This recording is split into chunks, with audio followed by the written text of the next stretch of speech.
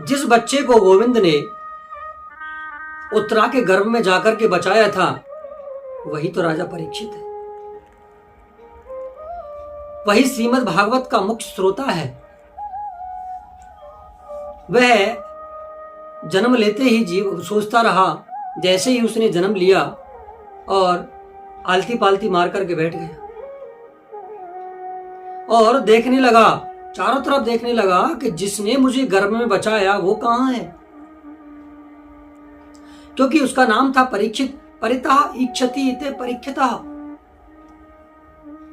जैसे ही गोविंद को देखा खिलखिला करके हंसने लगा कि यही तो है कि जिसने मुझे गर्भ में बचाया था।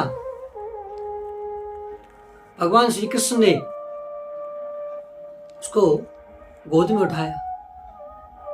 ऋषि मुनि संतों ने उसके भविष्य के बारे में बताया कि अर्जुन जैसा धनुर्धर होगा, युधिष्ठिर जैसा धर्मवीर होगा और भीम जैसा बलशाली होगा, और इसे किस कारण से श्राप लगेगा वो भी बताया, और उसका समाधान क्या होगा संतों ने ये भी बताया।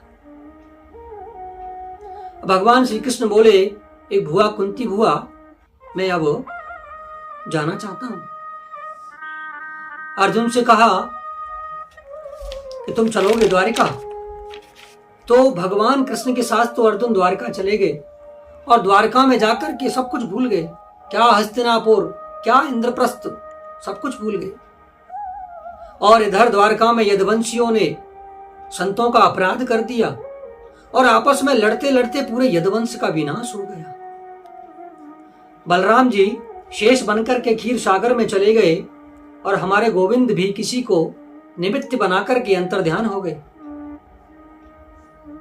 जब अर्जुन हस्तिनापुर आए तो युधिष्ठिर ने कहा, आओ अर्जुन, तुम तो वहां जाकर के सब कुछ भूल गए। तो अर्जुन ने कहा कि हे भैया, कि हमारे जो गोविंद हैं हमें छोड़कर के इस पृथ्वी से चले गए, अंतर्ध्यान हो गए। इतना सुनते ही युधिष्ठिर ने सोचा, जब गोविंद नहीं रहे तो इस पृथ्वी पर हम भी रह करके क्या करें। नन्हे से परीक्षित को गद्दी पर बिठाया और तिलक कर दिया कि आज से ये हस्तिनापुर के राजा होंगे, राजा परीक्षित। बालक बोला कि मैं तो अभी छोटा हूं। युधिष्ठिर बोले, जब तक तुम्हारी शिक्षा पूरी नहीं हो जाती है तब तक हमारे कुलगुरु तुम्हारी सहायता करेंगे। और इतना कहकर के सभी पांडव स्वर्ग जा रहे हैं। इधर परीक्षित संतों के आशीर्वाद से बड़े हो रहे हैं, शिक्षा ग्रहण कर रहे हैं और राजनीति के गुण सीख रहे हैं। राजा परीक्षित का विवाह हो गया और क्रमशः इनके 4 पुत्र हुए। इन चारों पुत्रों में सबसे बड़े हैं जन्मेजय। राजा परीक्षित ने सोचा कि मैं 45 वर्ष का तो हो रहा हूं और 50 वर्ष पूर्ण होते ही वानप्रस्थ आश्रम जाने का नियम है, क्योंकि थोड़ा सत्संग का अभ्यास किया जाए। राजा परीक्षित ने अपने खजाने में प्रवेश किया और वहां जाकर के देखा एक सोने का मुकुट रखा हुआ है।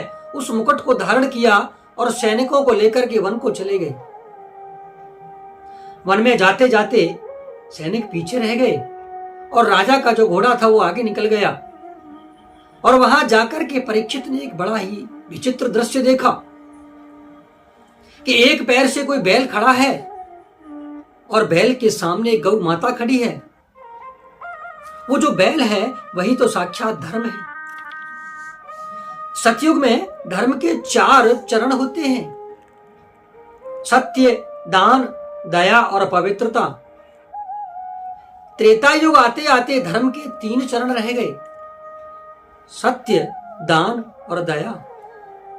और द्वापर युग आते आते धर्म के 2 चरण रह गए, सत्य और दान। और कलयुग में तो धर्म का एक ही चरण रह गया और वो है सत्य। पास में गौ माता खड़ी है और कलयुग भी इस एक पैर को भी तोड़ना चाहता है। दोनों रो रहे हैं। राजा परीक्षित ने दोनों को प्रणाम किया और कहा कि आपके 3 पैर किसने तोड़ दिए? आपके 3 पैरों को किसने तोड़ा? किसने ये दुस्साहस की? मुझे बताओ, मैं उसे दंडित करूंगा। बैल ने कहा, राजन, मेरा कर्म ही ऐसा रहा होगा। कोई नहीं काहू सुख दुख कर दाता। कोई किसी को दुख और सुख नहीं देता है। ये सब अपने अपने कर्मों का फल है। जो मेरे 3 पैर टूट गए। परीक्षित को जब ये पता चला कि ये साक्षात धर्मराज है, तो प्रणाम करके चरणों में गिर गए और बोले, मैं प्रयास करूंगा, उसे दंडित करूंगा। और थोड़ी दूर चले ही होंगे, एक काला काला सा आदमी तलवार लेकर के बैल के एक पैर को भी तोड़ना चाहता है। वही तो कलयुग है। कलयुग नहीं चाहता है कि धर्म का एक भी पैर सुरक्षित रहे। राजा परीक्षित मारने के लिए दौड़े।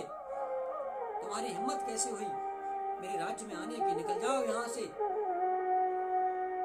कलयुग तो चरणों में गिर गए।